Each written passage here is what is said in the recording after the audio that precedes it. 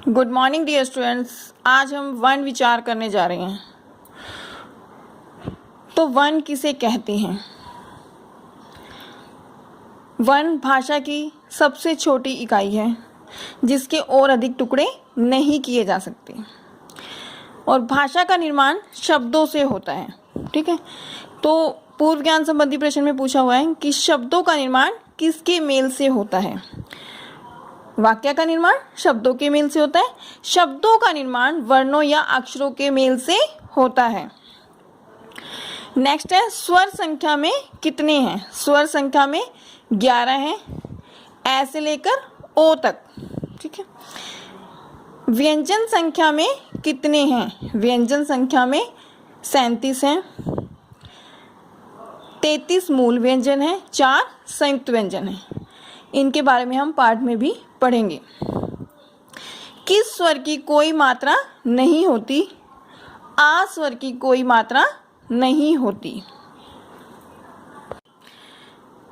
पाठ परिचय। पाठ परिचय भाई, पाठ में हमें क्या क्या बताया गया है?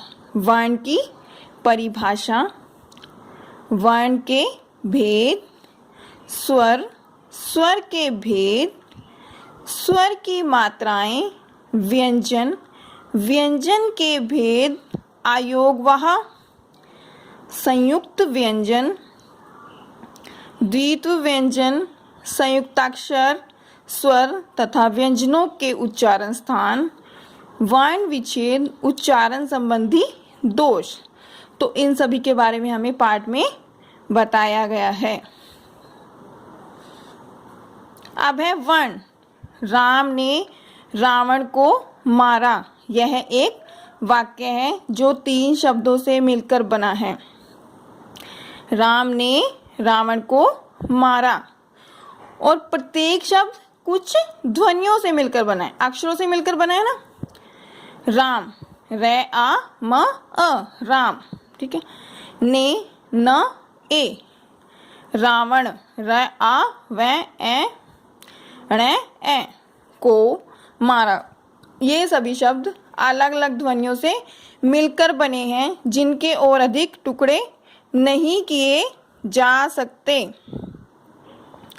तो वर्ण क्या है? वर्ण वह छोटी से छोटी ध्वनि है या मुख से निकलने वाली आवाज है जिसके और अधिक टुकड़े नहीं किए जा सकते।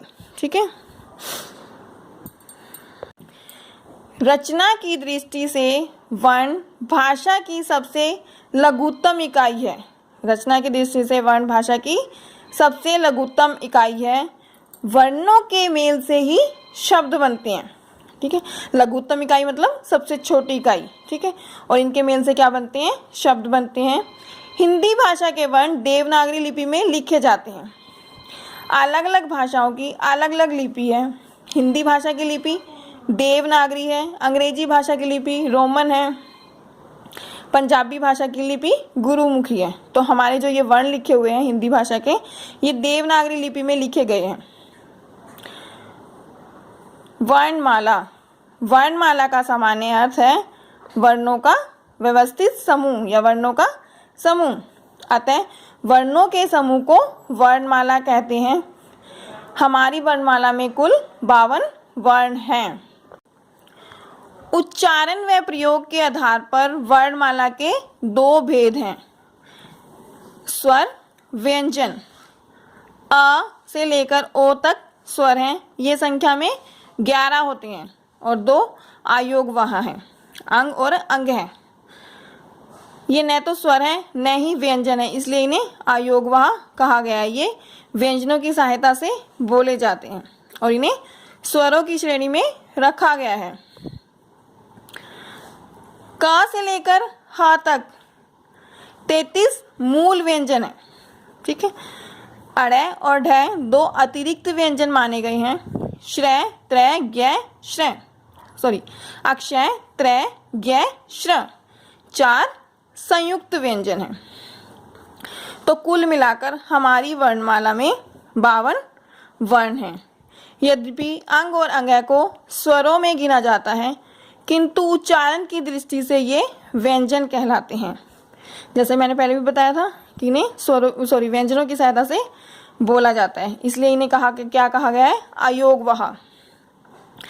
विसर्ग का प्रयोग प्राय तत्सम शब्दों में किया जाता है, जैसे अतः, प्रातः। तत्सम शब्द कौन से हैं, जो संस्कृत भाषा के शब्द हैं। और अतः, और बोला कैसे जाता है, ए और तय, अतः और है की तरह।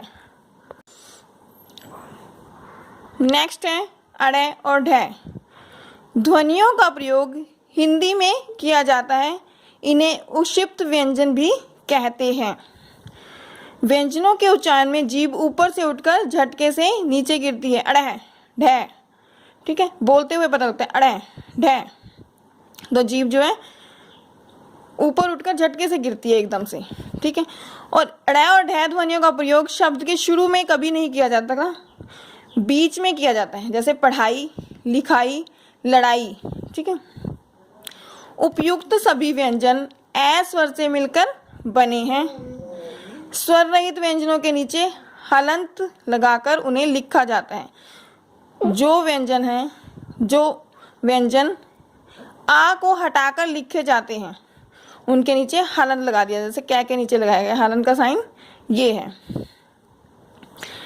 अक्षय, त्रय, ज्ञ, श्रय 4 संयुक्त व्यंजन हैं जो 2 व्यंजनों के मेल से बने हैं।